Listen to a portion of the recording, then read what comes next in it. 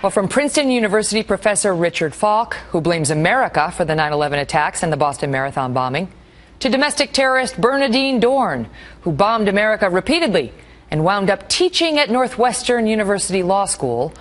Throughout our nation, college professors, some of them self-described anarchists, are teaching our students to hate America.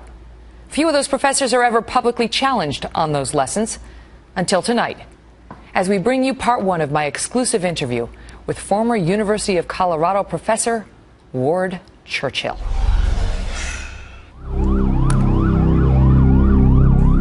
He made national headlines for suggesting the 9/11 victims deserved to die.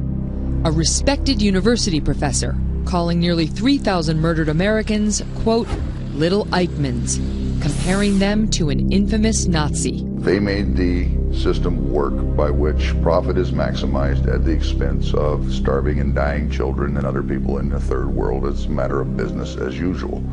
This total amoral technical function being performed. That's Eichmann-like in my mind. That's how America first came to know the University of Colorado's Ward Churchill. Born in 1947, Churchill came of age in the 60s.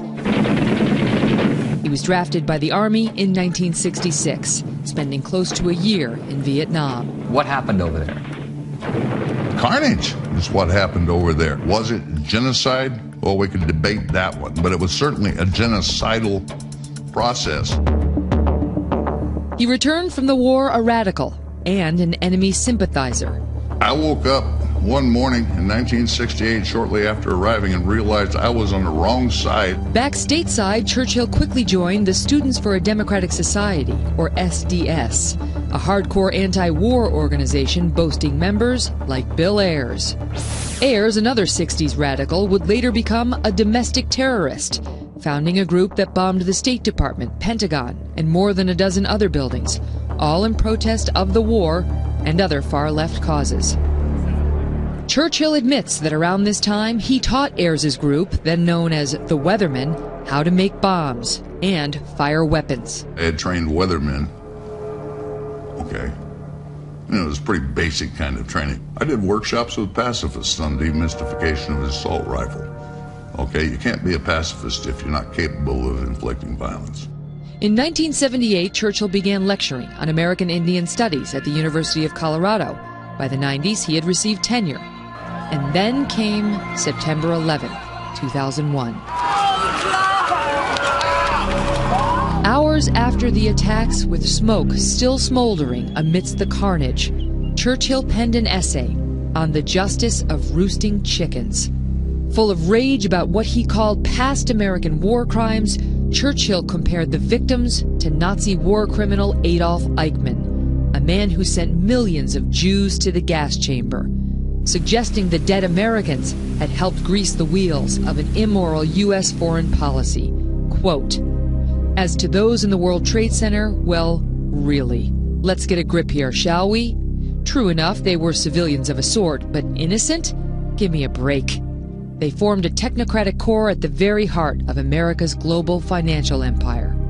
It was an accusation he would later repeat in an HBO documentary.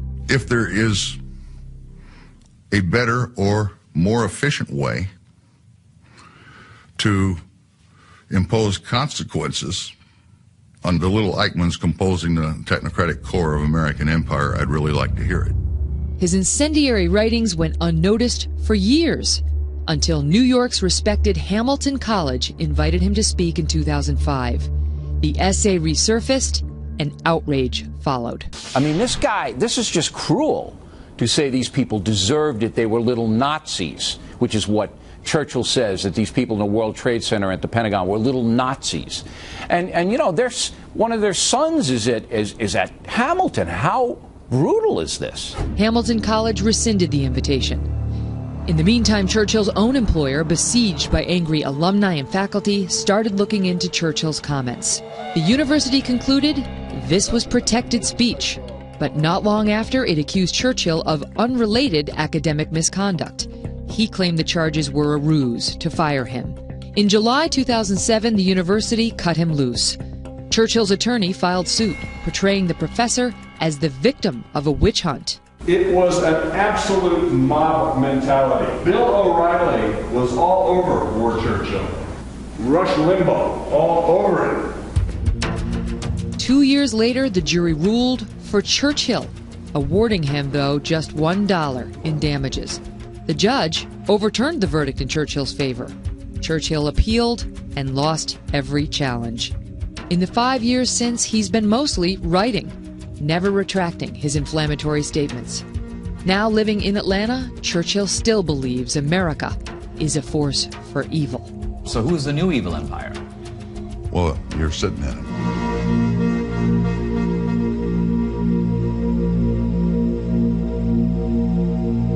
Ward Churchill is the former University of Colorado professor. Thank you for being here. So the day of the 9/11 attacks, you wrote an essay and referred to the 9/11 victims as little Eichmanns, writing, quote, "If there was a better, more effective, or in fact any other way of visiting some penalty befitting their participation upon the little Eichmanns inhabiting the sterile sanctuary of the Twin Towers, I'd really be interested in hearing about it." How could you draw a moral equivalence between 3,000 dead Americans and a murderous Nazi like Adolf Eichmann? Well, first off, I did not make a reference to 3,000 Americans in that connection. I made a reference to what I described as a technocratic core of empire, which was a particular group within that 3,000. The folks in the Twin Towers. Twin Towers, there was also a body count at the Pentagon that day. So we have two separate groups here, but within that there are various subgroups. And I'm not quite sure that you could describe a food service worker or janitorial staff or passersby as being part of a technocratic core of anything. So self-evidently I was referring to a particular subgroup or particular subgroups. Okay, so you exclude the firefighters, the police, the janitors, the folks who are not working in the financial services industry. Yeah, if there's some definition that you can apply to them that would make them technocrats, I'd have to revise that, but okay. I can't think of one. Then let's talk about the folks to whom you do assign some blame or who you were suggesting in some way deserved the attack. How on earth could you say that? Essentially in the same way that the United States government and the military have designate these as legitimate targets. We're talking about command and control infrastructure. We're talking about the ability of an opposing power, a hostile power. Our military doesn't target civilian facilities. They may target dual facilities that serve both the military and other purpose, but they do not intentionally target civilians, as the terrorists did to us on 9/11. Quite the contrary. You have actual projections that are made prior to strikes as to what the quantity of collateral damage will be. So it's done with full knowledge that there's going to be civilian casualties, but we try to avoid them. We try to avoid civilian casualties. What does that mean? What exactly does try to avoid them mean when you're attacking a target in full knowledge that you're going to inflict this so-called collateral damage, and you take that as an acceptable price to pay? I want to get to what specifically you said about wait 1 second, I'm going to give you the floor. What specifically you said about the financial workers who were in the World Trade Center, because when I read your words written on the day of the attack, I mean, while the bodies were still smoldering, it sounded like you had a disdain for these Americans, and this is what you wrote. To the extent that any of them were unaware of the costs and consequences to others of what they were involved in, it was because of their absolute refusal to see. More likely it was because they were too busy braying incessantly and self-importantly into their cell phones, arranging power lunches and stock transactions, each of which translated conveniently out of sight, mind, and smelling distance into the starved and rotting flesh of infants. You sound like not only do you blame them, but that you dislike them. What I'm saying is, for effect, in essence, the message is this is what it feels like to be treated this way. What was their sin? Was it making money? Why do you draw a distinction between them and the firefighters, them and the police, them and the janitors? Because they are proactively involved and knowingly involved, lending their proficiencies to the process which is served by the U.S. military, which is served by this projection of force upon the planet. The process is making money. The process of making money. That's what every American with a job does. That's what you did when you worked at the University of Colorado, pulling in 6 figures a year. You made money. And the American military is funded by taxes from individuals and businesses. You make money one way or you make money another way. There are ways to make money which are criminally sanctioned But Okay. Professor Churchill, you're too smart to believe that. The American military is funded by taxes. My taxes, your taxes, That's correct. the taxes paid by the folks who worked in the World Trade Center. Money is fungible, and we all funded those actions, not just those folks. You too. Did I say I was innocent? Yeah, I understand. My taxes go into that, and I resist it, I reject it, I oppose it, I do what I can to bring it to a halt, which is probably not sufficient because I have not been successful. Let's talk about the Little Eichmann's reference, because that's one of the pieces of what you wrote that got people so upset. Adolf Eichmann, you described him as a technocrat within the Nazi army. Bureaucrat would work too. But The Nuremberg trials found him in charge of the extermination program against the Jews. He was the one in charge of the final solution, which was eliminate all the Jews. They don't think he was a technocrat of any sort. And so for you to compare these dead Americans to one of the worst, most bloodthirsty Nazis of World War II incensed a lot of people. Well, I don't know whether you've read the Nuremberg proceedings. I have, and that's not what they said. They said he was in charge, essentially, of the logistical apparatus and the programs, the formulation of the programs and implementation of programs for the roundups and so forth. Reinhard Heydrich was in charge of the final solution. So he was just a paper pusher as far as you're concerned. Essentially, that's correct. Okay, but what I did read was his own words, because he, the viewers should know, actually escaped after the war and took refuge in Argentina under a different name before he was ultimately captured by the Mossad, the Israeli forces, and put to death, the only man in the history of Israel to be put to death by execution. But what he said while he was in hiding in Argentina is as follows. Number one, he said, quote, "You know, I called my men into my Berlin office and formally took leave of them. If it has to be, I told them, I will gladly jump into my grave in the knowledge that 5 million enemies of the Reich have already died like animals." He went on to say, quote, "To sum it all up, I regret nothing. I recognize Hitler joyfully, and I still defend him. I will not humble myself or repent in any way. I must say truthfully that if we had killed all the 10 million Jews, I would say, good, we have destroyed an enemy." Doesn't sound like a paper pusher. You kind of left the critical piece out of your account of what happened with Eichmann. I think this is sufficient to bring home the point. Excuse me. I'm responding. Go ahead. Okay, there was a trial in between the point that he was taken by the Mossad from Argentina and the point in Israel he was hanged.